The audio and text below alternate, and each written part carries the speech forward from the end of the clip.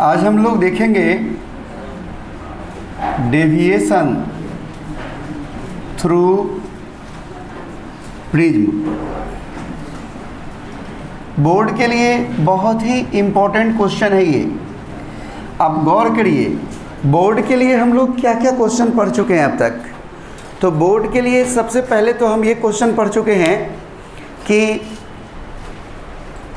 Critical angle क्या है, total internal reflection क्या है, उसके बाद प्लेन सरफेस से refraction real depth by apparent depth equal to medium of refractive index of medium of object divided by refractive index of medium of image. उसके बाद हम लोग कर्व सरफेस से रिफ्रैक्शन पढ़े हैं। ये जो मैं बोल रहा हूँ ये सब बोर्ड के लिए इंपॉर्टेंट है। और उसके बाद अभी प्रिज्म से डेविएशन देखने जा रहे हैं। इतना ही क्वेश्चन बोर्ड के लिए इंपॉर्टेंट पढ़े हैं आप तो, जितना भी चीज़ पढ़े हैं उसमें बोर्ड की बात करें तो आइए शुरू करते हैं। एग्जाम में क्वेश्चन इस तरह से नहीं आएगा। एग्जाम में पूछेगा कि प्रिज्म के चलते मिनिमम डेविएशन का एक्सप्रेशन ज्ञात करें। मिनिमम डेविएशन का एक्सप्रेशन ज्ञात करें। प्रॉपर कवरिंग हो रहा है ना, तो मिनिमम डेविएशन का एक्सप्रेशन प्राप्त करें। तो वो सब चीज़ डेविएशन थ्रू प्रिज्म में ही हम लोग देखेंगे। आइए शुरू करते हैं। सबसे पहले फिगर बनाते हैं। ये देखिए किसी प्रिज्म का ये हमने प्रिंसिपल सेक्शन दिखाया है। कौन सा सेक्शन? और ये मान लीजिए ए है एंगल ऑफ प्रिज्म। ए क्या है? Angle of prism. इस प्रिज्म के चारों तरफ का मीडियम सराउंडिंग मीडियम μ1 है। कैसा मीडियम है? μ1 मीडियम रखा गया है। जैसे अगर वाटर में, पानी में हम प्रिज्म रख देंगे तो पानी का रिफ्रैक्टिव इंडेक्स μ1 हुआ। हवा में रखा है तो हवा का रिफ्रैक्टिव इंडेक्स μ1 हुआ। और प्रिज्म खुद जो बना हुआ है जिस मटेरियल का, उसका रिफ्रैक्टिव इंडेक्स μ1। और इस पर एक रे ऑफ लाइट इंसिडेंट होता है।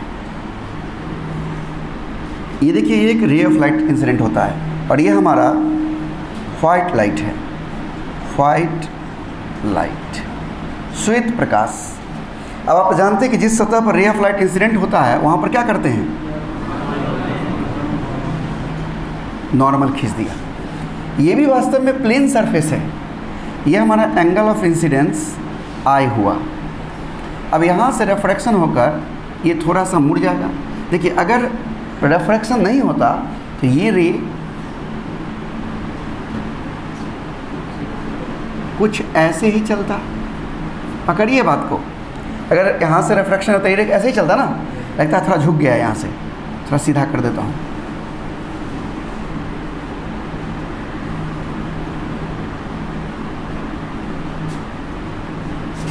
आप देख रहे हैं तो ये हमारा रे होता, लेकिन इस सतह से थोड़ा डेविएशन होगा, विचलन होगा। और ये रे देखिए थोड़ा विचलित हो गया है। ये पहला बार यहाँ पर डेविएट हुआ है, यानी ये हमारा Δ1 है। पहला बार डेविएशन। ये क्या है? हमारा Δ1 है, पहला बार डेविएशन है। अब इस सतह पर इंसिडेंट हुआ और ये नॉर्मल से एंगल, ये हमारा R है। ये नॉर्मल से एंगल R है। अब हम आगे बढ़ते हैं और देखते हैं इस सतह पर इंसिडेंट हुआ, इसको हम R1 नाम दे देते हैं। क्या नाम दे देते हैं? R1। अब देखिए इस मीडियम से इस मीडियम में आएगा। मान लीजिए अगर ये डेंसर है और ये रेयर है तो ये क्या होगा? नॉर्मल से दूर भागेगा, फिर ये कुछ ऐसे हो जाएगा। ठीक है। अगर व्हाइट लाइट होगा तो अलग अलग कलर में बट जाएगा। तो अच्छा रहेगा कि अभी हम मोनोक्रोमेटिक लाइट मानते हैं। मोनो मतलब सिंगल, एक, क्रोमेटिक मतलब रंग, एक रंग वाला मानते हैं। इसलिए हम इस व्हाइट लाइट को अभी हटाकर फिलहाल मोनोक्रोमेटिक बात करते हैं। आप कहिएगा कि सर व्हाइट लाइट पर क्यों नहीं बात किए? क्योंकि अभी हम डिस्पर्सन सिखाने नहीं जा रहे हैं, अभी हम डेविएशन सिखाने जा रहे हैं। तो अभी मान लेते हैं मोनोक्रोमेटिक है। Monochromatic, chromatic. मोनोक्रोमेटिक मतलब है एक वर्णी, एक रंग वाला, यानी इसमें बहुत सारा वेवलेंथ नहीं है, कोई सिंगल वेवलेंथ है, इसलिए सिंगल दिखा रहे हैं। अब ये बाहर निकला, ये हो गया मान लीजिए I1। आप जानिए रे ऑफ लाइट के पास रिवर्सिबल नेचर होता है।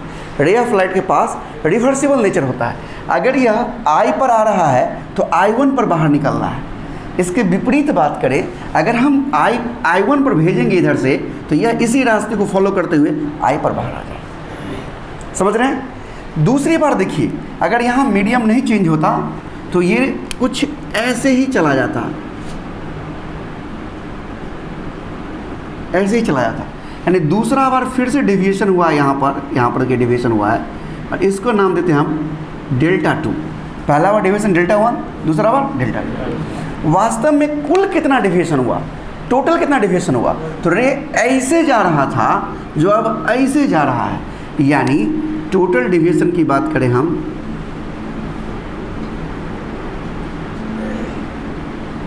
तो ये हुआ, दिस इज टोटल डेविएशन।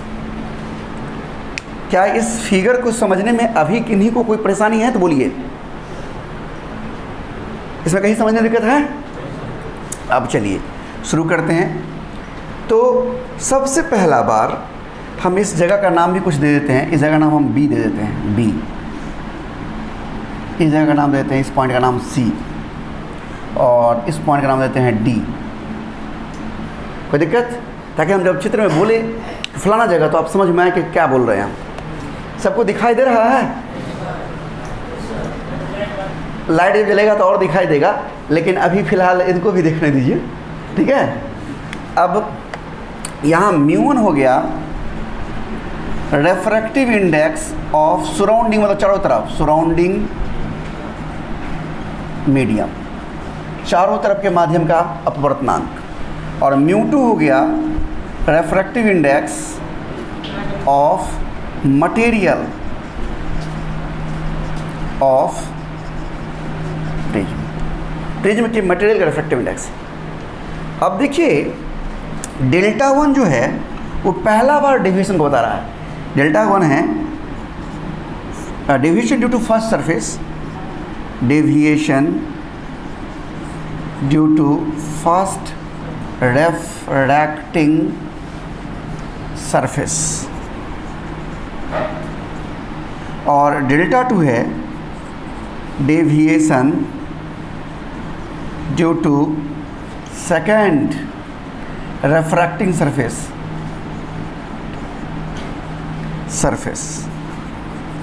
और डेल्टा है हमारा टोटल डेविएशन।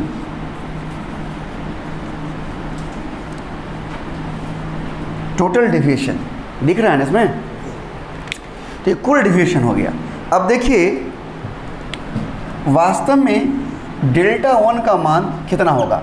आपको याद होगा पिछले क्लास में हम जाते जाते डेविएशन पर थोड़ा चर्चा किए थे।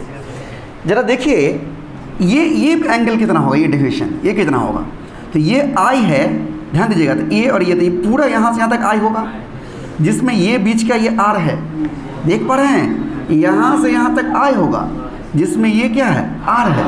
तो आई में से आर घट गया तो बच गया डेल्टा 1। डेल्टा 1 हो गया आई माइनस आर। कोई दिक्कत? एंड डेल्टा 2 क्या होगा? गौर से देखिए आप, हमें ये एंगल जानना है। ये पूरा I1 है, स्वाभाविक यहाँ से यहाँ तक पूरा I1 होता। यहाँ से देखिए ना, आप जानते हैं ना vertically opposite angles are equal. Hindi में बोलते हैं शीर्षा अभिमुख कोण समान होते हैं। क्या बोलते हैं हम लोग? शीर्षा अभिमुख कोण समान होते हैं। तो अगर यहाँ से यहाँ तक पूरा एंगल जो है, यहाँ से यहाँ तक पूरा एंगल अगर I1 है तो ये भी पूरा I1 होगा, जिसमें ये R1 है। तो ये देखिए ये जो चीज़ है वही चीज़ ये डेविएशन, देखिए ना, है ना, दोनों सेम। डेल्टा कितना होगा? I1 minus R1, I1 minus R1। इसीलिए अब देखिए इस ट्रायंगल B, देखिए इस पॉइंट पर B C D दिखा कौन से, B C D in triangle B C D में देखिए। अब देखिए बहिष्कोण एक्सटीरियर एंगल डेल्टा बराबर सम ऑफ टू इंटीरियर एंगल। अगर ये डेल्टा 2 है तो ये भी डेल्टा 2, ये अंदर वाला ये भी डेल्टा 2 है। देखिए ना सम्मुख कोण है ना, वर्टिकल अपोजिट एंगल्स। तो डेल्टा बहिष्कोण बराबर दो अंतःभिमुख कोण डेल्टा 1 प्लस डेल्टा 2। ऐसे भी टोटल डेविएशन क्या होगा? तो पहला सरफेस डेविएशन प्लस दूसरा सरफेस डेविएशन। समझ में आया? चलिए डेल्टा बराबर क्या हो गया? Delta 1 I minus R plus I1 minus R1, delta equal to I plus I1 minus R plus R1 हो गया। ये हमारा इक्वेशन 1 हो गया। क्या इक्वेशन 1 समझने में किसी को दिक्कत है? अब आगे बढ़ते हैं। अब हम ट्रायंगल ए यहाँ ए, इसको समझिए ए, बी सी में बात करते हैं। In triangle A B C, अब गौर से देखिए ये अंदर वाला कोण यहाँ से यहाँ तक कितना होगा, क्योंकि ये नॉर्मल है, मतलब पूरा 90 कोण बना रहा है, पूरा 90 बना रहा है, उसमें से ये आर निकल गया तो कितना बच गया 90 माइनस आर। ये कितना कोण बच गया, यानी पहले तो एंगल ए लिख लेता हूँ प्लस 90 माइनस आर। अच्छा, और यहाँ पर देखिए ये पूरा नॉर्मल है 90 होगा, जिसमें ये R1 है तो कितना बच गया 90 माइनस R1 हो गया, यानी तीनों मिलाकर कितना होना चाहिए 180 होना चाहिए ना। अब देखिए तो क्या हो जाएगा, a plus 180 minus R plus R1 बराबर 180। 180 से 180 क्या होगा, कट जाएगा, a इक्वल टू क्या होगा R plus R1। Question number 2 देख रहे हैं। और 1 और 2 से अब हम मदद लेंगे फ्रॉम 1 and 2, 1 and 2। तो हम क्या देखते हैं कि delta equal to I plus I1 minus A आ गया।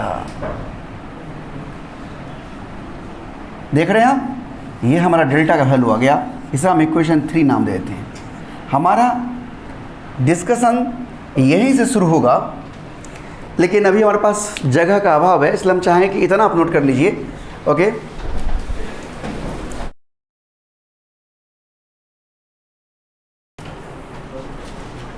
अब देखिए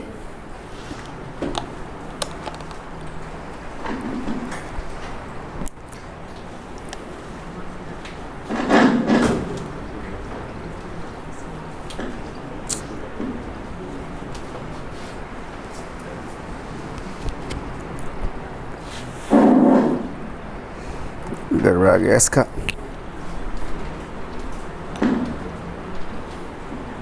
बड़ा मुश्किल है। हेलो,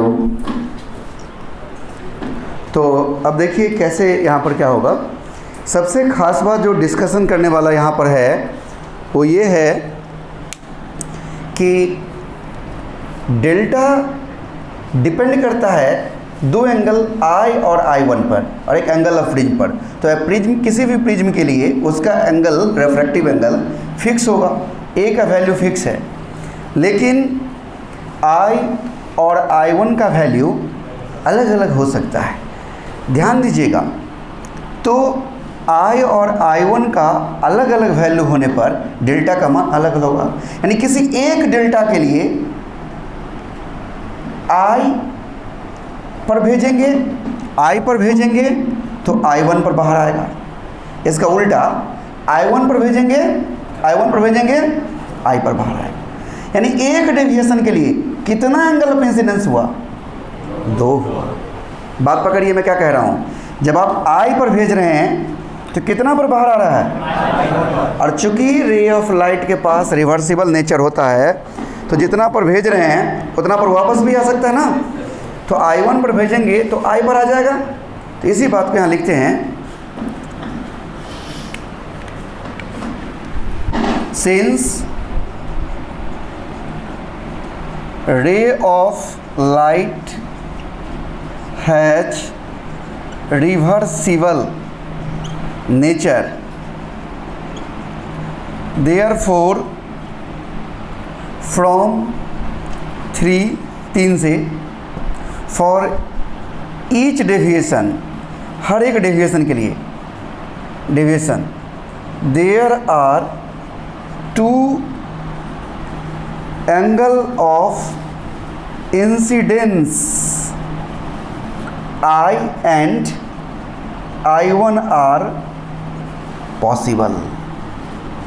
हर एक डेविएशन के लिए कितना एंगल ऑफ इंसिडेंस चाहिए, हो सकता है 2 संभव है, I और I1। याद तो समझ गए हम लोग। अब देखिए एक ग्राफ खींचते हैं हम डेविएशन और एंगल ऑफ इंसिडेंस के बीच में। We draw a curve between angle of incidence and total deviation delta. हम एक ग्राफ खींचते हैं तो ग्राफ कुछ इस तरह का मिलता है।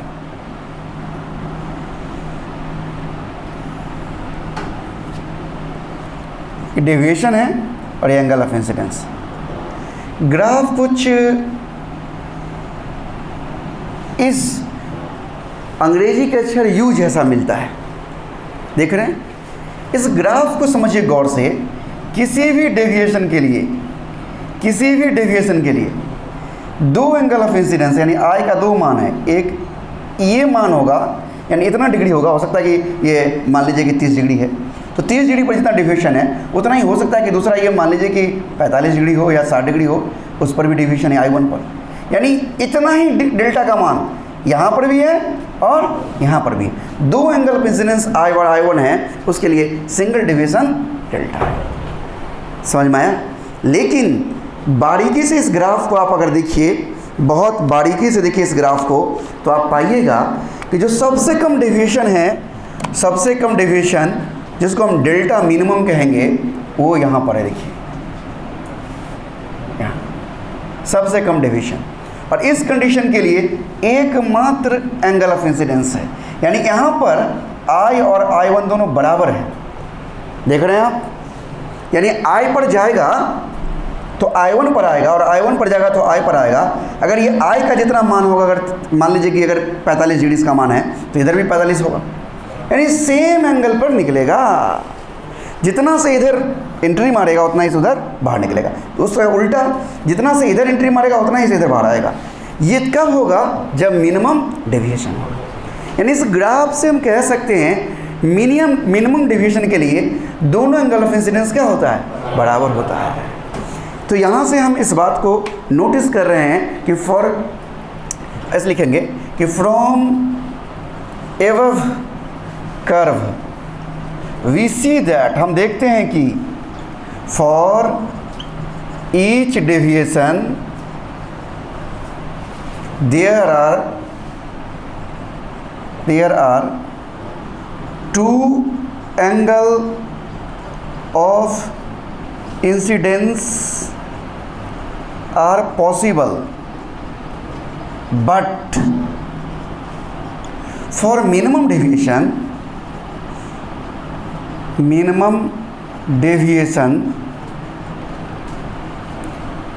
I बराबर क्या है? I1 है फॉर मिनिमम डेविएशन। यानी इस बात को हम और अच्छे से लिखे तो क्या लिखेंगे? That is for delta M होने के लिए I का मान क्या होगा? I1। अब हम एक चित्र बना लें, इस प्रिज्म के प्रिंसिपल सेक्शन को दिखा रहे हैं, ध्यान से देखिए। अब जितना एंगल पर रे इंसिडेंट हो रहा है, तो जब बाहर निकल रहा है तो उतना ही एंगल पर निकल रहा है। यानी I जो है वो I1 के बराबर है, देख रहे हैं? तो उतना ही एंगल पर निकल रहा है। इसका मतलब ये और ये एंगल बराबर है। इसका मतलब प्रिज्म के अंदर में रे जो है वो बेस के पैरेलल होगा, तभी ऐसा संभव है ना। That is in case of minimum deviation ray of light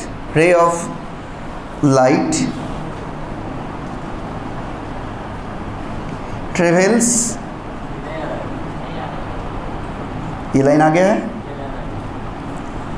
तो deviation ray of light travels parallel to base inside the prism, तो प्रिज्म के अंदर पैरेलल चलता है। अब गौर करिए, ये I है, सराउंडिंग मीडियम μ1 है, ये μ2 का बना हुआ है। अगर ये I है और अगर ये एंगल R हो तो स्वाभाविक है, चूंकि ये भी I है तो ये भी क्या होना पड़ेगा? R, सेंस लॉ से। तो मिनिमम डेविएशन के केस में R और R1 दोनों क्या हो जाता है? बराबर हो जाता है। Also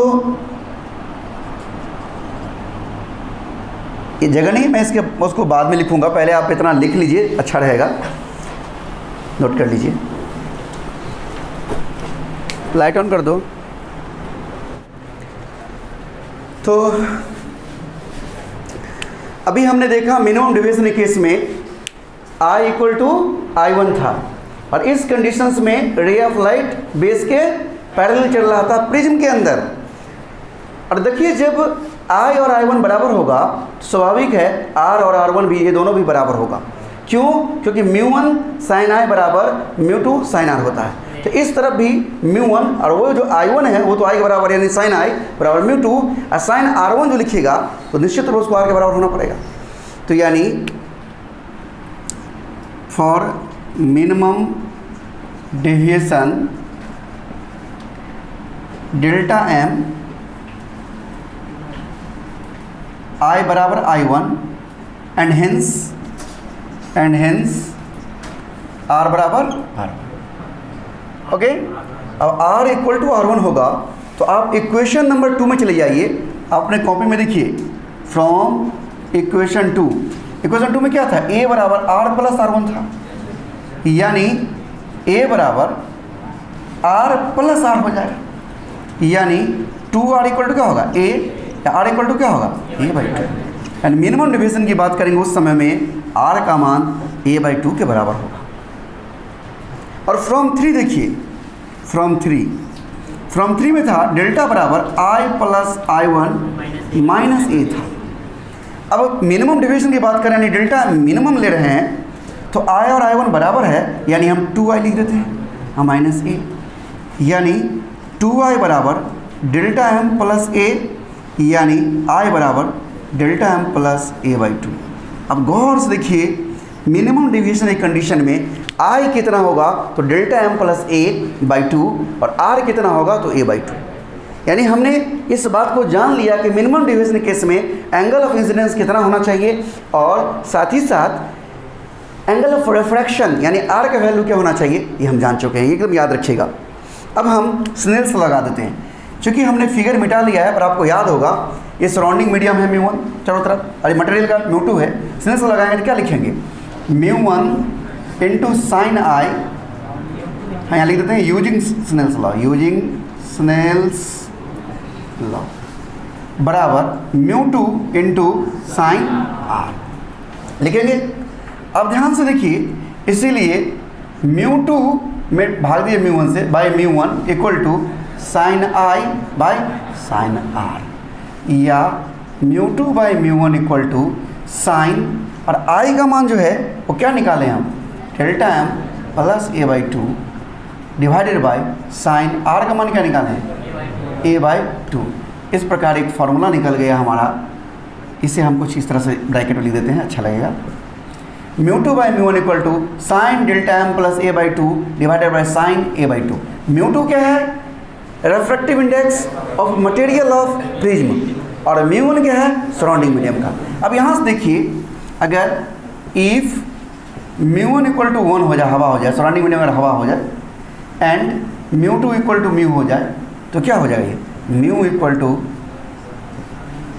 sign delta M plus A/2 divided by sine A/2। यानी आप प्रिज्म किस मटेरियल का बना है वो भी जान सकते हैं, उसका रिफ्रैक्टिव इंडेक्स जान सकते हैं। देख रहे हैं? तो एग्जाम में अगर ये क्वेश्चन आएगा तो किस तरह से पूछ सकता है? एक तो पूछ सकता है मिनिमम डिवीजन का कंडीशन प्राप्त करें, तो कंडीशन क्या हुआ कि मिनिमम डिवीजन के लिए I बराबर I1 और R बराबर R होना चाहिए। दूसरा पूछ सकता है मिनिमम डिवीजन के केस में प्रिज्म के मटेरियल के रिफ्रैक्टिव इंडेक्स का एक्सप्रेशन ज्ञात करें, यानी म्यू का मान निकालें, ये भी पूछ सकता है। अगर ये भी पूछ सकता है कि किसी प्रिज्म को सराउंडिंग मीडियम μ1 में डाल दिए हैं और प्रिज्म का रिफ्रैक्टिव इंडेक्स दिया रहेगा, उस कंडीशन में मिनिमम डिवीजन हमारा पूछ देगा। अगर आपको एंगल ऑफ प्रिज्म दिया हुआ है तो डेल्टा M निकालने के लिए पूछ देगा। तो यानी मिनिमम डेविएशन से रिलेटेड या प्रिज्म के रिफ्रैक्टिव इंडेक्स से रिलेटेड प्रॉब्लम्स आएंगे या क्वेश्चंस आएंगे बोर्ड में 5 मार्क्स में, तो आप इसको प्रूफ करिएगा। आप क्वेश्चन बैंक देखिएगा तो आपको हर 2-3 साल में एक बार ये पूछा हुआ क्वेश्चन दिखेगा। आप लोग क्वेश्चन बैंक एक बार जरूर देखिए उलट करके। तो ये हमारा एक कंप्लीट यहाँ तक हुआ रिफ्रैक्टिव इंडेक्स प्रिज्म के मटेरियल का। लेकिन यहाँ से एक कंडीशन और जोड़ सकता है या न्यूमेरिकल में आ सकता है, थोड़ा मैं बोर्ड साफ कर लेता हूँ, कि थिन प्रिज्म की बात करें, अगर प्रिज्म को कहे कि पतला है, उस कंडीशन में आप क्या करिएगा। तो ध्यान दीजिए, अगर प्रिज्म पतला हो जाए, थिन प्रिज्म की हम बात करें, उस कंडीशन में क्या होगा। फॉर, यहाँ लिख देता हूँ स्पेशल केस, विशेष परिस्थिति, इफ प्रिज्म इज थिन, पतला प्रिज्म का मतलब क्या, अभी जो ये प्रिज्म ऐसे फैला हुआ था, ए का मान जो ज़्यादा था, ए का मान जो ज़्यादा था वो अब कम हो जाए। Thin prism, the value of A is too small, बहुत छोटा, टू स्मॉल, बहुत छोटा। अब बहुत छोटा ए का मान हो जाए तो कितना हो जाए भाई, 2 डिग्री, 4 डिग्री, 5 डिग्री, 7 डिग्री। अब बड़ा था तो क्या था, बड़ा था तो बड़ा 30 डिग्री, 40 डिग्री, 50 डिग्री था। अब छोटा हो गया तो क्या हो गया, 2 डिग्री, 4 डिग्री, 5 डिग्री हो गया। तो जब पतला प्रिज्म होगा तो ए का मान बहुत कम होगा, और इस कंडीशन में, in this case, the value of I and R are also very small. अब जब बहुत छोटा होगा तो क्या हम लिखेंगे, देयरफॉर, जब आई और आर भी बहुत छोटा होगा तो हम लिख सकते हैं sine delta M plus A by 2 को लगभग delta M plus A by 2, and sine A by 2 को हम लिख सकते हैं लगभग ए बाई 2। देख रहे हैं, अरे हम इसको ऐसा लिख सकते हैं तो क्या हो जाएगा यहाँ पर, देयरफॉर μ2 बाई μ1 इक्वल टू, यहाँ से हम लिख रहे हैं, इससे यहाँ से देखिए, यहाँ से μ2 बाई μ1 इक्वल टू, ये तो हम इसको लिखेंगे delta M plus A by 2 divided by A by 2, 2 से 2 कैंसिल, यानी डेल्टा एम प्लस ए बराबर μ2 बाई μ1 इंटू ए होगा, या डेल्टा एम बराबर μ2 बाई μ1 माइनस 1, इसे एक उधर ले गए, इंटू ए। तो ये मिनिमम डेविएशन के लिए जब प्रिज्म थिन हो तो एक्सप्रेशन आ गया μ2 बाई μ1 माइनस 1 इंटू ए। फिर से एक बार मैं याद दिलाता हूँ, μ2 refractive index of material of prism है, प्रिज्म जिस मटेरियल का बना हुआ है, और μ1 जो है वो refractive index of surrounding medium है। अब देख रहे हैं आप, अब वही बात फिर से, इफ़ μ1 सराउंडिंग मीडियम हवा हो जाए, एयर हो जाए, और μ2 म्यूल हो जाए, तो क्या होगा, डेल्टा एम बराबर μ माइनस 1 इंटू ए। और मैं पिछले क्लास में भी कहा था, अगर फिर से कहता हूँ, आपको हो सकता है बोर्ड के एग्जाम में μ नहीं लिखकर n लिख दे, समझ रहे हैं ना, तो n2 n1 रहेगा वहाँ, तो ये हो गया। हवा रहेगा तो डेल्टा एम बराबर μ माइनस 1 इंटू ए, पतले प्रिज्म के लिए, थिन प्रिज्म के लिए, यहाँ से नीचे थिन प्रिज्म के लिए बात हो रही है। तो मिनिमम डेविएशन का एक्सप्रेशन ज्ञात करें, या प्रिज्म के मटेरियल के रिफ्रैक्टिव इंडेक्स के लिए कंडीशन प्राप्त करें, तो उसमें आपको यही क्वेश्चन लिखना है, ज़्यादा अच्छा होगा, बेहतर अनुभव के लिए क्वेश्चन बैंक देखिएगा तो पता चलेगा, अच्छा इस क्वेश्चन का यही आंसर होता है। लेकिन ये सब पता क्वेश्चन बैंक देखने के बाद चलेगा, इसलिए क्वेश्चन बैंक देखना भी जरूरी है। हम यही कहेंगे कि अगले एक हफ्ता बाद आप लोग क्वेश्चन बैंक देखना ऑप्टिक्स से शुरू कर दीजिएगा, एक हफ्ता और थोड़ा रुक जाइए, एक हफ्ता में हम और पढ़ा लेते हैं, उसके बाद आप क्वेश्चन बैंक देखिएगा तो समझ में ज़्यादा अनुभव आएगा। ओके।